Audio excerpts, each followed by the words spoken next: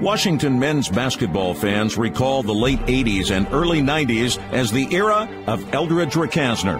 The sharpshooting point guard holds the distinction of being Washington's first three-year team captain and ended his career ranked number 3 on the all-time scoring list, second all-time in career assists with 367, second with 118 steals, fourth in career free throw shooting percentage, and first in three-pointers made with 119.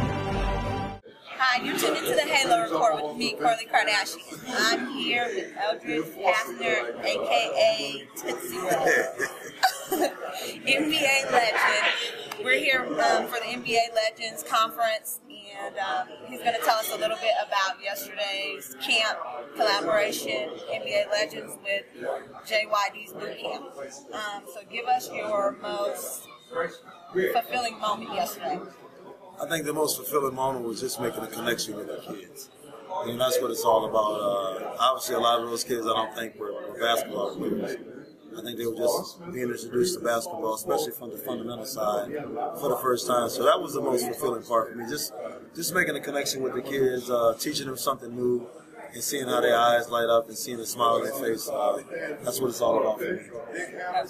Tell us, or could you give us some advice or athletes advice on how, like, they're in the spotlight, how do we transition into different careers, and how do you still use your name and your fame as a positive way, in a positive light in the community?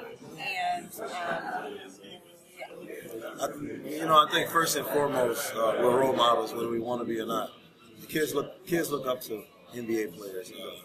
The kids yesterday obviously didn't know who guys like Moses Malone, Flynn Robinson, Emmett Bryant.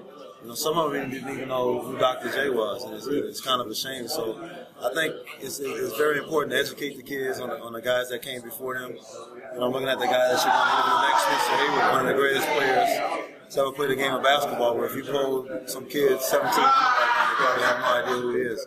I think the one good thing about today is with social media, Twitter and Facebook, you have a chance to brand yourself. You don't have to rely on somebody with a camera to get in front of your face and put you on ESPN or anything like that. So for a guy like me who wasn't a superstar in the NBA, I think social media is important with branding myself and getting my name out there and being able to create some opportunities for myself. Okay. So you're 18 again. What do you tell yourself then that you know now, that you didn't know then? Listen, and don't think you know everything. I find myself, I'm 43 now, so I find myself, when I look back to when I was 18, I find myself telling the same stories that guys that were 43 back then used to tell me when I was 18. And I was like, well, yeah, he never played the game before. And here guys talking about, man, I used to be able to jump out the gym. I used to be able to do this.